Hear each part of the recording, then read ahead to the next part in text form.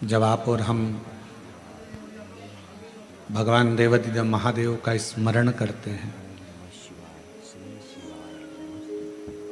भगवान शिव की अविरल भक्तिमय कथा का रसपान करते हैं, श्रवण करते हैं, सुनते हैं,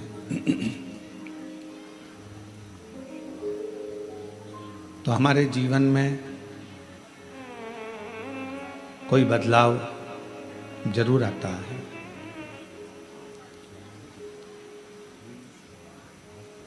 एक भगवान शंकर की सेवा करने में और एक दूसरे का भला करने में।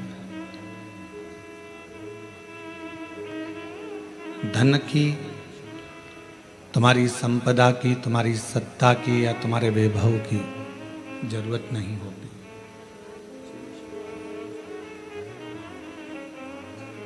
शिव जी की सेवा करना है, भगवान शंकर की अगर भक्ति करना है, भगवान शंकर का भजन करना है, सेवा करना है, उसमें भी धन की मूलता नहीं है। और आप किसी का भला कर रहे हो, उसमें धन नहीं, तुम्हारे निर्मल मन की, अच्छे मन की जरूरत होगी। शिव सेवा में भी भगवान शंकर की सेवा करने में या भगवान शंकर का स्मरण करने में भी मन चाहिए और दूसरे का भला करने के लिए भी मन चाहिए।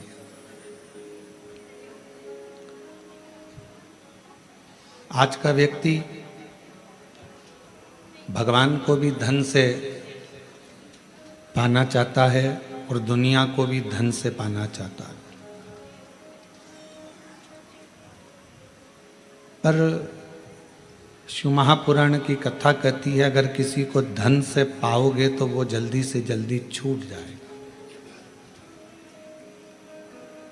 धन से पाया हुआ बहुत टिकता नहीं है, पर यदि कोई मन से आपके बीच में है, कोई मन से आपसे जुड़ा हुआ है, कोई मन से आपके संग लगा हुआ है, तो वो इतनी जल्दी हार मानने वाला नहीं होता। वो आपकी आखिरी मंजिल तक आपका साथ निभाने वाला होता है।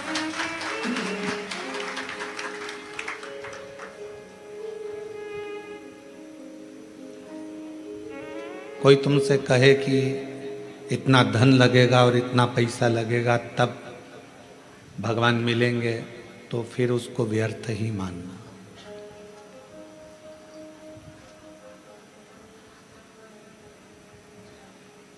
कोई तुमसे कहे कि इतना पैसा लगेगा और आपको आशीर्वाद मिल जाएगा, तो उसको व्यर्थ ही मानना। उसकी कोई मूलता नहीं है। हम अपने व्यासपीठ से, अपने इस व्यास गादी से हम बार बार कहते हैं, अगर कोई तुमसे हमारे लिए भी कहे कि सियोर वाले महाराज जी का हम आशीर्वाद दिला देंगे लगेगा, समझ लेना पक्का झूठ बोल रहा है। क्योंकि हम 4 दिन तो मिलते ही नहीं हैं। 5वें और 6ठे दिन जो आता है उससे मिलना हमारा कोई उसका शुल्क नहीं रहता, कोई धन नहीं रहता, कोई संपदा नहीं रहती। केवल आप आए और आपका और हमारा मिलना हुआ, 2 क्षण आपका आशीर्वाद हुआ और उसके बाद आप जाए। पर कोई संपदा, कोई धन से ना परमात्मा मिलता है और ना गुरु मिलता है। वो कोई और गुरु होंगे जो तुमसे पैसा लेकर तुम्हारे पास में समय 1-2 घंटे का, आधा घंटा का दे देंगे। हमारे पास इतना समय भी नहीं हम आपको आधा घंटा दें। हम तो केवल आप सामने आए, श्री शिवाय नमस्तुभ्यम, क्योंकि हमारे शास्त्रों में ऐसा वर्णन आता है कि जब भजन का बल आपका और आपके गुरु का दोनों बढ़ता है, तो गुरु केवल कृपा की दृष्टि ही कर देता है, तो कुछ मांगने की जरूरत नहीं पड़ती, अपने आप करने की जरूरत। किसी का भला करना है, उसके लिए धन है आपके पास में कि नहीं है, उसकी महत्वता नहीं। किसी का भला करने का मन में अगर भाव आ गया कि मुझे इस बच्चे की स्कूल की फीस जमा करना है, तो भगवान खुद व्यवस्था आपके पास करेगा। आपने मन में बना लिया कि मुझे इस व्यक्ति का इलाज करवाना है, इसके पास दवाई नहीं है, गोली नहीं है, भगवान स्वयं उसकी व्यवस्था करेगा। आपने मन ही नहीं बनाया किसी का भला करने का या भगवान का भजन करने का या स्मरण करने का और सोचा धन के बल पर मुझे भगवान मिल जाए या धन के बल पर मैं किसी का भला कर दूं, वो ठीक नहीं। सबसे मूल है आपका मन, आपका हृदय, आपका चित्त, आपकी वृत्ति।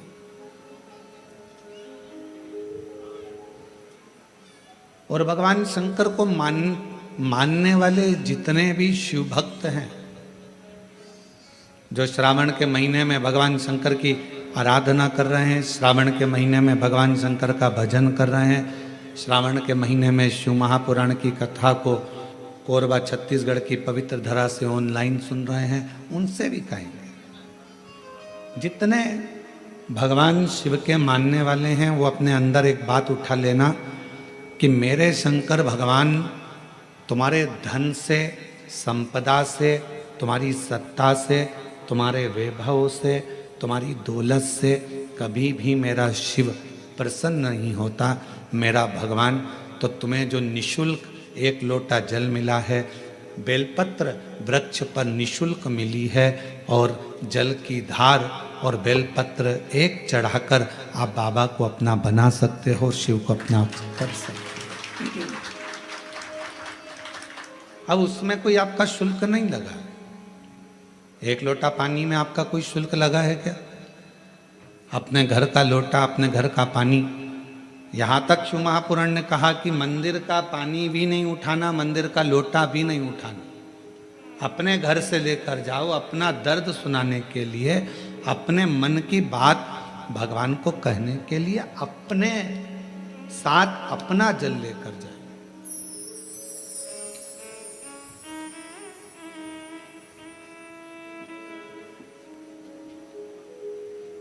शिव महापुराण की कथा तो यहाँ तक कहती है कि भगवान की कोई भी स्तुति अगर आपको करना है तो अपने दिल में जो बात आए वो भगवान से कहो। किसी की पढ़ी पढ़ाई, किसी की सुनी सुनाई स्तुति भी हमको नहीं करना, खुद की स्तुति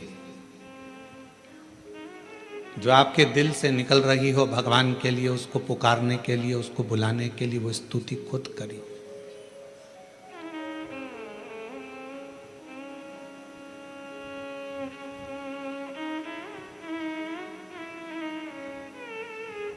हम ये भी नहीं कहेंगे कि आप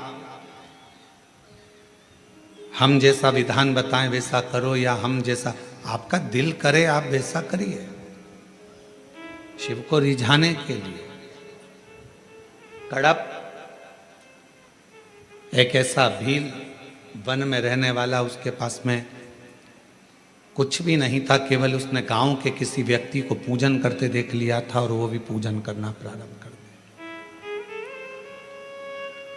पांव से तो उसने जलाधारी के आसपास में पड़े हुए फूल पत्ती को हटाया, मुंह में भरे हुए पानी को शिवजी पर चढ़ाया, जो उसके पास में मांस आदि था उसका भोग लगा दिया। अब उसकी साधना, उसका तप कितना बड़ा कि ब्राह्मण देव ने, पंडित जी ने भगवान शंकर के शिवलिंग को पिंजरे में बंद कर दिया था। पिंजरे की एक तान टूट गई लोहे की, शिवलिंग पर जाकर लग गई, शिवलिंग में से खून बहना प्रारंभ हो गया, रक्त बहना प्रारंभ हो गया। कड़प आया, उसने देखा मेरे शंकर भगवान का नेत्र लग गया, नेत्र में ये लोहे की तान लग गई, आंख फूट गई। हाथ लगाया, खून नहीं रुका, कपड़ा लगाया, रक्त नहीं रुका। तब उसने अपनी त्रिशूल से आंख निकाल ली और वही शिवजी के शिवलिंग पर लगा दी, वही। और भगवान शंकर उसी समय प्रकट हो गए। ना मैं तुझे जानता हूं, ना तू मुझे जानता है, केवल तेरी भक्ति। और इतनी विचित्र, कड़प से पूछा तुझे मांग क्या चाहिए? कड़प ने कहा बस इतना दे दीजिए कि संसार में रहने वाला कोई मनुष्य जिसको कुछ भी नहीं आता, आपका मंत्र भी नहीं आता, आपकी साधना भी नहीं आती, आपकी स्तुति भी नहीं आती, पूजन करने का तरीका भी नहीं आता। अगर वो आड़ी टेढ़ी भी पूजन करे, कैसे भी आपके मंदिर तक पहुंच जाए, बस आप जैसे मुझ पर कृपा करे हो ऐसी ही कृपा उस पर भी कर दो। ये कड़प ने मांगा।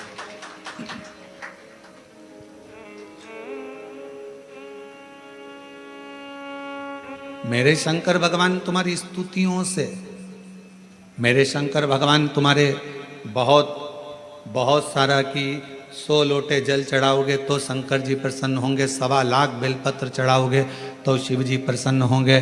भगवान शंकर के लिए कड़क व्रत करोगे, कुछ भी खाओगे पियोगे नहीं तो शंकर भगवान प्रसन्न होंगे, या अपना घर छोड़ दोगे तो शंकर भगवान प्रसन्न होंगे, या भगवान शंकर को शहद चढ़ाओगे या शंकर भगवान को रस चढ़ाओगे, ये चढ़ाओगे तो शंकर भगवान प्रसन्न होंगे। नहीं रे भाई, शंकर जी को प्रसन्न करने के लिए एक तो दिखावा मत करना, आडंबर मत करना। भगवान शंकर को प्रसन्न करने के लिए कहीं से कर्जा मत करना। भगवान शंकर को प्रसन्न करने के लिए केवल तेरा दिल, तेरा मन हृदय से बैठ जाना और मुख से ओम नमः शिवाय, ओम नमः शिवाय, श्री शिवाय नमस्तुभ्यम का उच्चारण करना। जो तेरे पास में है वो शिव को समर्पित करना, जो तुझे बोलना आता है। जो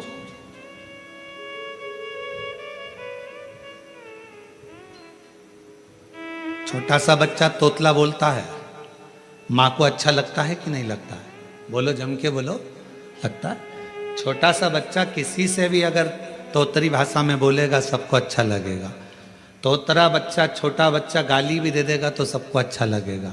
वही बच्चा बड़ा हो जाए, बड़ा होने के बाद गाली बक दे तो लड़ाई हो जाए।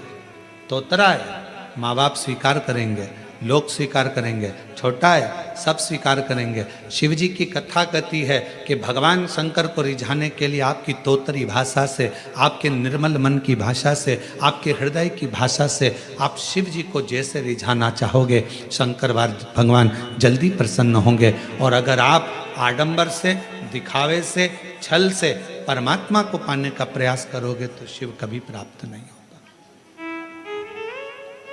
उसको पाने का तरीका ही सहजता है। निर्मल मन सो मोहि पावा, मोहि छल छिद्र कपट ना बावा। भगवान को पाने का सबसे सुंदर तरीका है कि बस हृदय से उसको पुकार।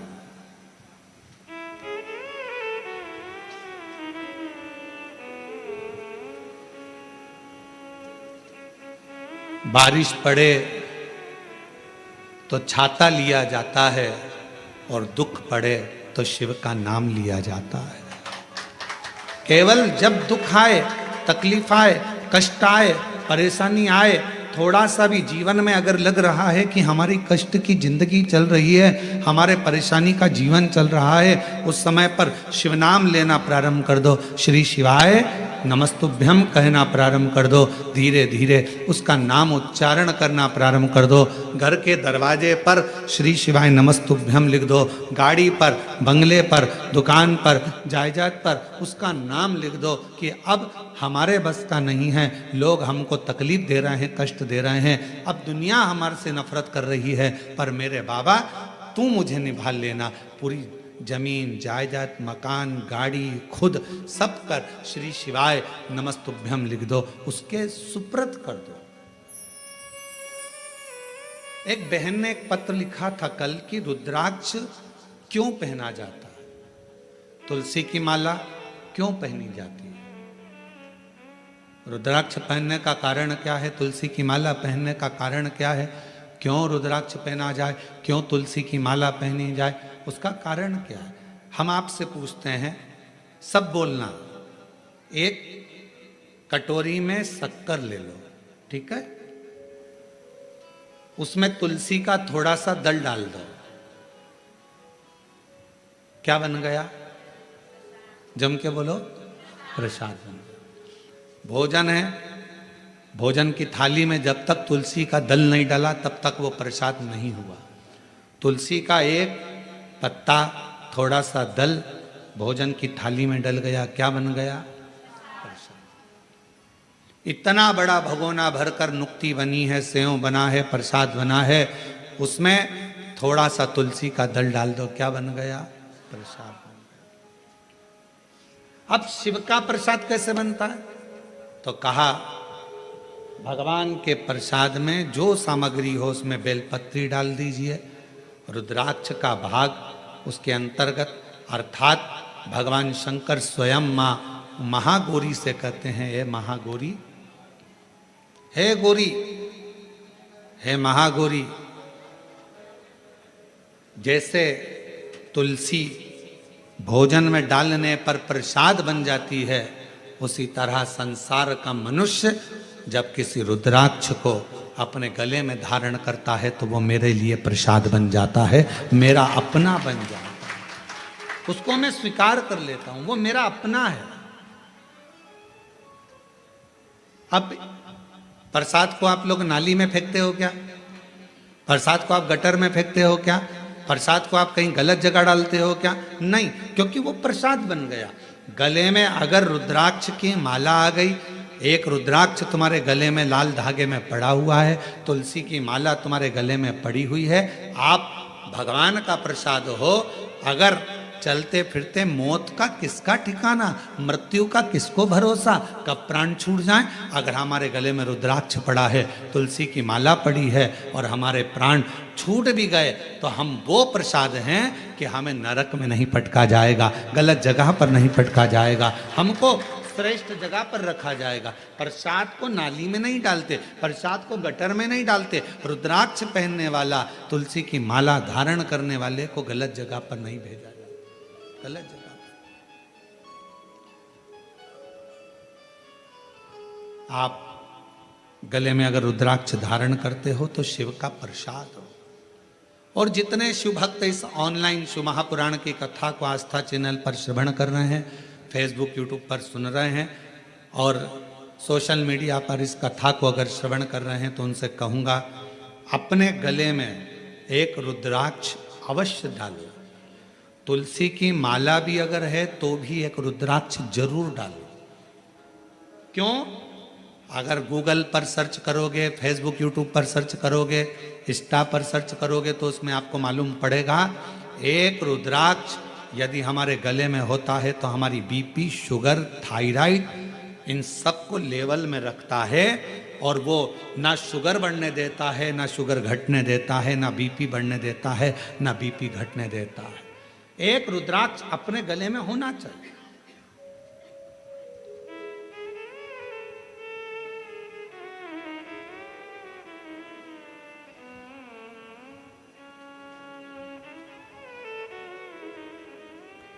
एक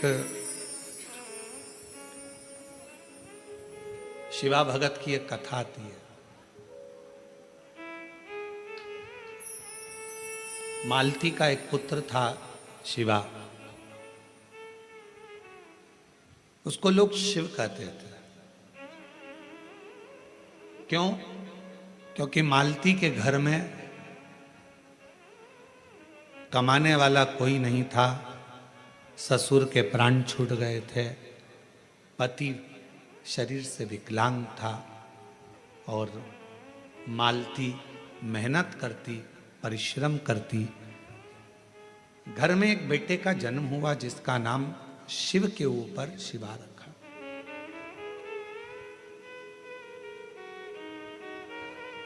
पति विकलांग है, पत्नी कमाने जाती है, मेहनत करती है, परिश्रम करती है। एक अगर घर में तकलीफ है, घर में कष्ट है, परेशानी है, कलिकाल का समय है, कलयुग का समय है, शास्त्र कहता है कि इस कलिकाल में धर्म पत्नी को पति के कदम से कदम मिलाकर साथ देना चाहिए, मेहनत में, परिश्रम में आगे रहना चाहिए।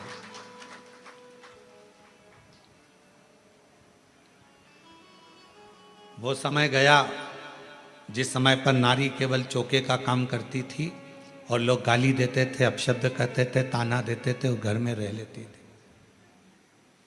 आज का समय एक बेटी अपनी सेना को लेकर जाती है और पूरे पाकिस्तान को हिला कर आ जाती है। आज का वो युग है। आज का वो युग है कि एक बेटी पूरे पाकिस्तान को हिला कर आ जाती है। आज का वो युग है, एक बेटी अंतरिक्ष में जाती है और अंतरिक्ष का छोर पाकर वापिस आ जाती है। आज का वो युग है, एक बेटी साइंटिस्ट बनकर पूरे साइंटिस्टों को ज्ञान प्रदान करती है। आज का वो युग है। आज की बेटी collector, SP, IG, DIG, commissioner और बड़े बड़े अधिकारी और मंत्री के पद पर बैठती है। आज का वो युग है। वो गया समय, एक कलिकाल का समय, कलयुग का समय। और ये किसने दिया? कोई तुमसे पूछे कि एक स्त्री को आगे करने का अधिकार किसने दिया, तो तुम कह देना भगवान शंकर ने दिया। कहां? तारकासुर जैसा असुर सामने था, विदल उत्पल नाम के असुर सामने थे, महिषासुर सामने था। और उस महिषासुर को मारने के लिए संपूर्ण जगत के देवता, 33 कोटि देवता सामने खड़े हुए थे, पर महिषासुर नहीं मरा। आखिरी में विदल उत्पल को मारने के लिए भी मां जगत जननी जगदम्बा को आगे करा गया और महिषासुर को मारने के लिए भी जगदम्बा को आगे करा गया। शंकर भगवान ने कितना सुंदर शब्द किया। पार्वती जी कहती हैं मैं आगे बढ़ूं, शंकर जी कहते हैं एक स्त्री पुरुष से ज्यादा बल रखती है, क्यों चिंता करती हो? एक लाइन आती है,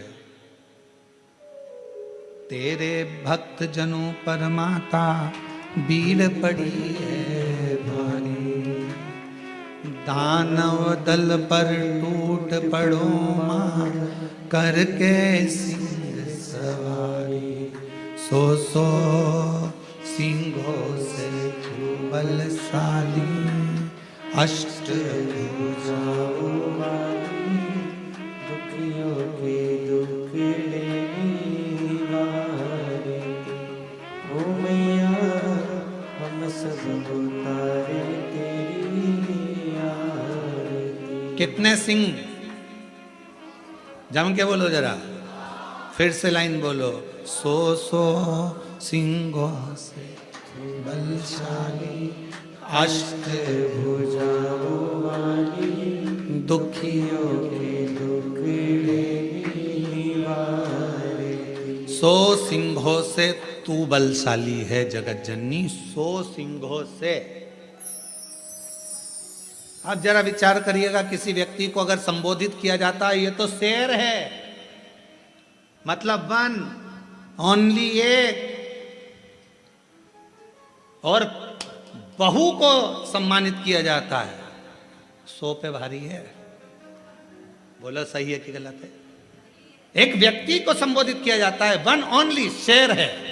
और अगर स्त्री को संबोधित किया जाता है तो कभी कभी सास भी कह देती है मेरी बहू तो 100 पे भारी। किसकी सुने? 100 पर भारी। इतनी बोलती है, इतना बोलती है कि 100 लोग बोले इतना बोलती है, इतना तेज है, इतनी तेज, पूरा मार्केट करके गाड़ी उठाए भुड़ भुड़ करके जाए, पूरा मार्केट करके 100 पर। बोलो बोलो सत्य है कि गलत है? संबोधन अब किसी व्यक्ति के लिए ये तो शेर है, शेर ओनली वन, और वो 100 पूरी 100 भारी है।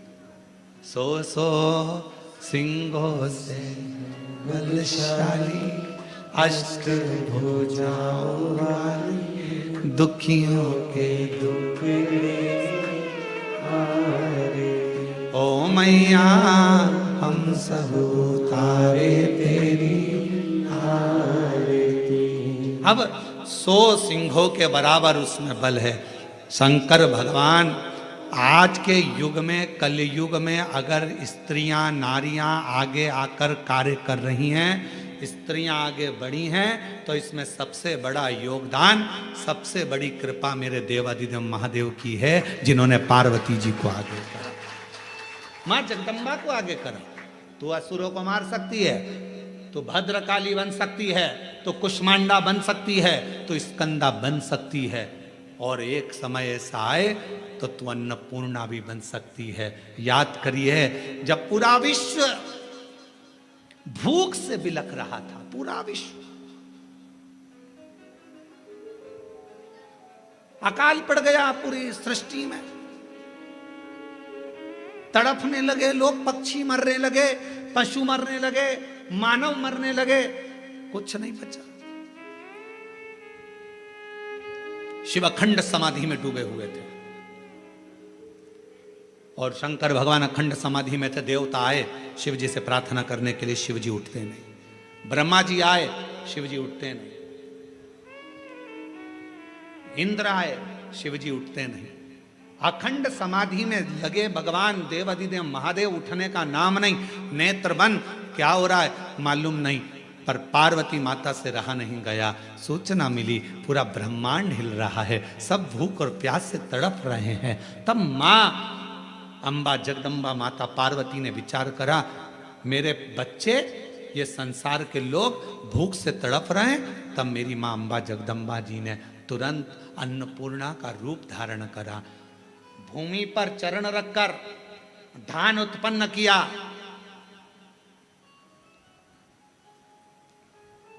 धान उत्पन्न किया और चरण रखकर धान लेकर मेरी मां थोड़ा सा अन्न का भाग लेकर, जो मेरी अन्नपूर्णा माता ने जीवों का भरण पोषण करना प्रारंभ करा, तो माता जी को अन्नपूर्ण सदा पूर्ण शंकर प्राण वल्लभ है।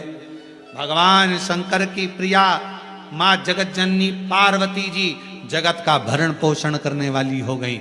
भगवान शिव के नेत्र खुले, शंकर भगवान के नेत्र खुलते से ही उनको भी, जब बहुत हजारों वर्ष की तप साधना कर ली, तो उठते से ही कुछ भूख से भाव में आई, भोजन का भाग मांगने के लिए स्वयं अन्नपूर्णा के दरवाजे पर चले गए। स्वयं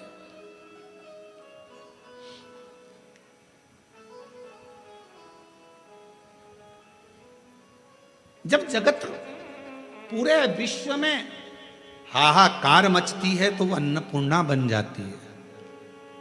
अगर नारी को अगर शक्ति दी है तो किसने दी? शिव ने। शंकर भगवान की सारे चरित्रों को उठाकर देखिएगा, केवल देवाधिदेव महादेव अपना अर्ध नारीश्वर स्वरूप का दर्शन कराते हैं। आधा शिव, आधा पार्वती। पार्वती तू मेरी शक्ति है, शक्ति ही शिव है और शिव ही शक्ति है, दोनों। अब उसको समझने वाला समझे, ना समझने वाला ना। मालती बेटे का नाम शिवा रख दिया। पति पांवों से विकलांग था, करता कुछ नहीं था। अकेली मेहनत करने जाती है, परिश्रम कर। अब दुनिया की रीति है, जब एक नारी पुरुष की तरह आगे बढ़कर काम करती है और आगे बढ़ने का प्रयास करती है, तो दुनिया के लोग ताना देने का प्रयास करते हैं। उसका विल पावर कमजोर कैसा करा जाए, उसको तोड़ा कैसे जाए, उसको झुकाया कैसे जाए, उसको अंदर से तोड़ने का प्रयास करते हैं। पर जितनी भी मेरी बेटियां इस कथा को सुन रही हैं, जितनी मेरी जीजियां इस कथा को सुन रही हैं, जितनी मेरी माताएं इस कथा को श्रवण कर रही हैं, दुनिया का कोई व्यक्ति तुम्हें कितना भी ताना दे दे, कितनी भी गाली दे दे, तुम्हारे ऊपर कितना भी अपशब्द कह दे, तो भी अंदर से टूटना मती, दमदारी से चलते रहना, आगे बढ़ते रहना। तुम्हारा कर्म तुम्हारा जवाब देगा, तुम्हारा कर्म तुम्हारा जवाब देगा। तुम तो बढ़ते चलो, हाथी की अलमस्तता में आगे बढ़िए, कुत्ते पीछे चिल्लाते रहेंगे। कुत्तों की वो औकात नहीं होती जो सामने आकर भोग दें, कुत्ता हमेशा पीछे ही भोगता है। तुम अपनी अलमस्ती में चलो मेरी बहनों, तुम अपनी अलमस्ती में चलिए मेरी जीजियों, अपनी लगनता, अपनी कर्मता।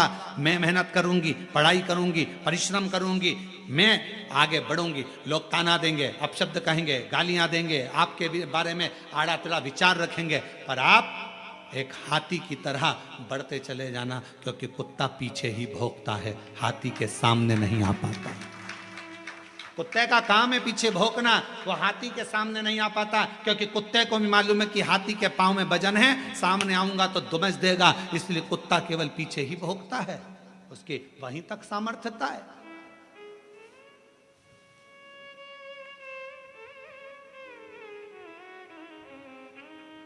एक बहन, एक बेटी, एक मां, एक स्त्री जब अपने कर्तव्य पथ पर चले, उसको सोचना नहीं चाहिए कौन क्या कहेगा। आग लगे बस्ती में, मस्ती में, क्या किसको रोइए सोइए, कौन कहेगा, क्या बोलेगा, बोले। हम तो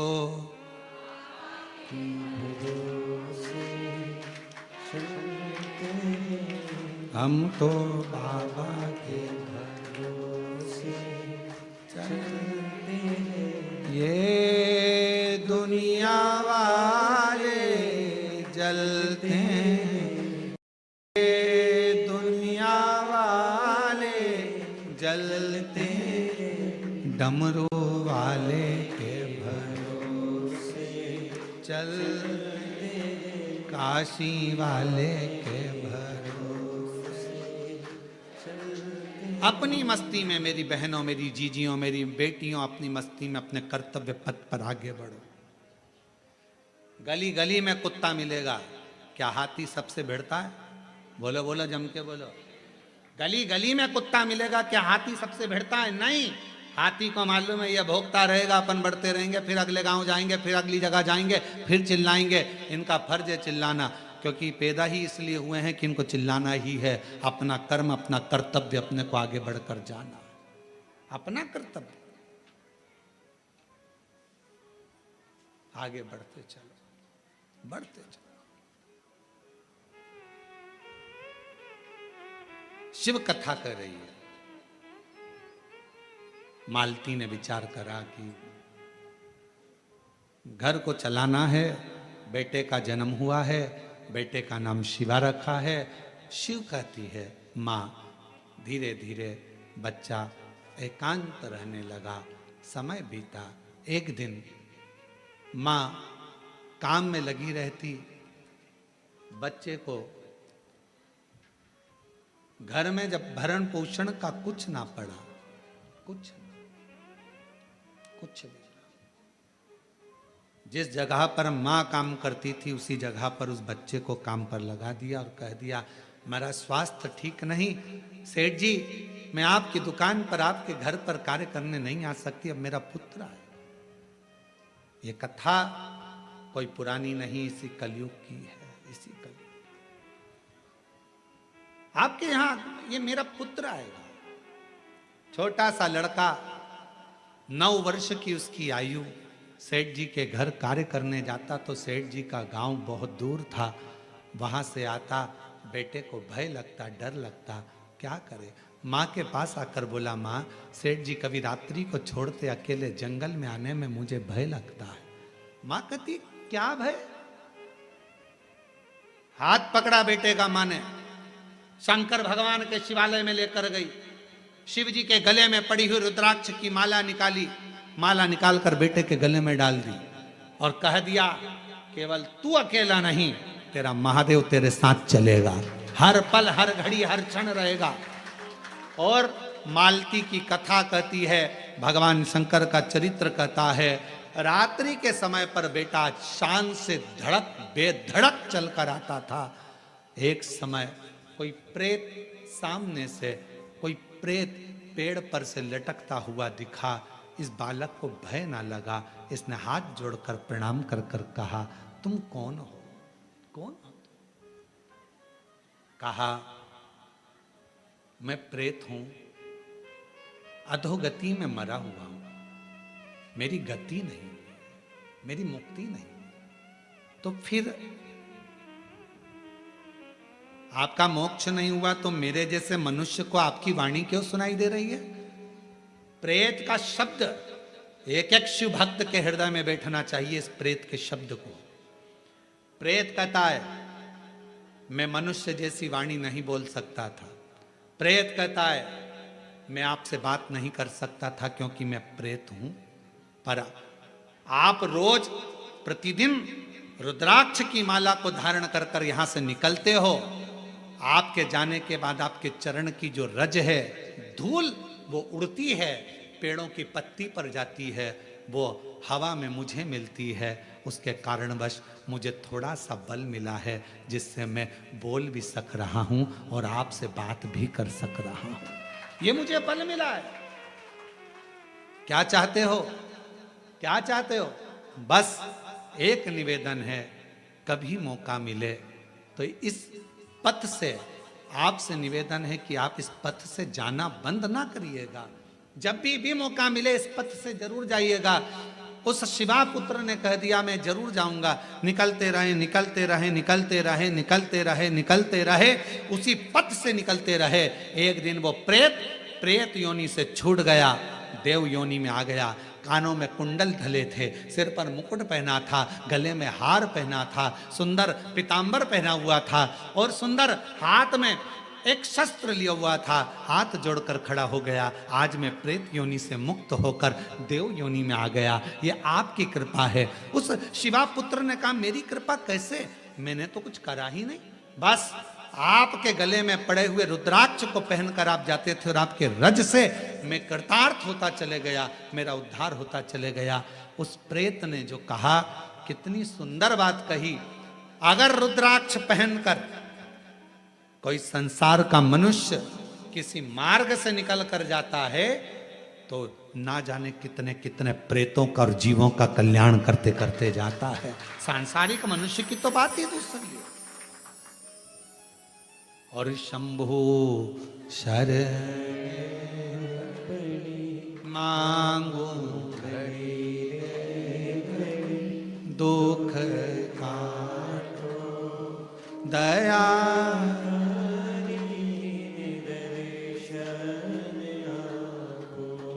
शंभु शरण मांगू घड़ी रे दुख काटो दया करीन दर्शन आपो।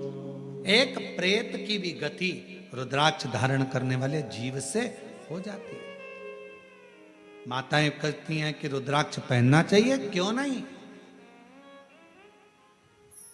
हम तुलसी की माला पहने कि रुद्राक्ष पहने, दोनों पहनो, कोई दोष तो नहीं लगेगा। कहां लिखा कि तुलसी पहनने वाले को रुद्राक्ष नहीं पहनना चाहिए, रुद्राक्ष पहनने वाले को तुलसी नहीं पहनना चाहिए? जब भगवान राम भगवान शंकर जी की आराधना करते हैं और शंकर जी भगवान राम की आराधना करते हैं तो दोनों के लिए समता है। किसी के लिए ना तुलसी से बैर ना रुद्राक्ष से बैर, दोनों धारण कर सकते।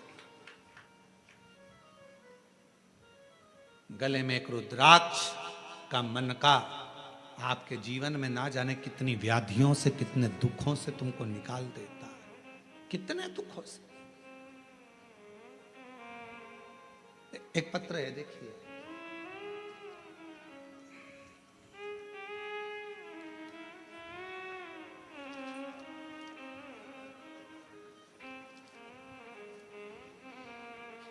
रुक्मणी पटेल, शिव नारायण पटेल, ग्राम रामपुर, जिला कोरबा,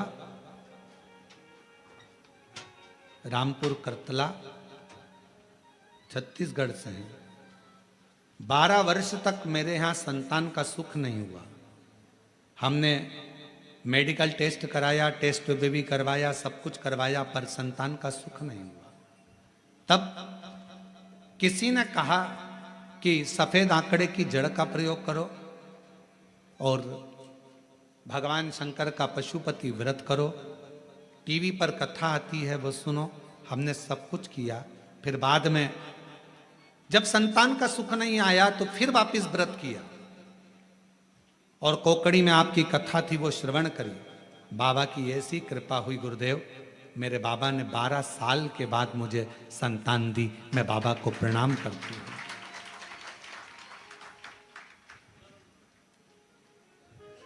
एक पत्र और बड़ा सुंदर है।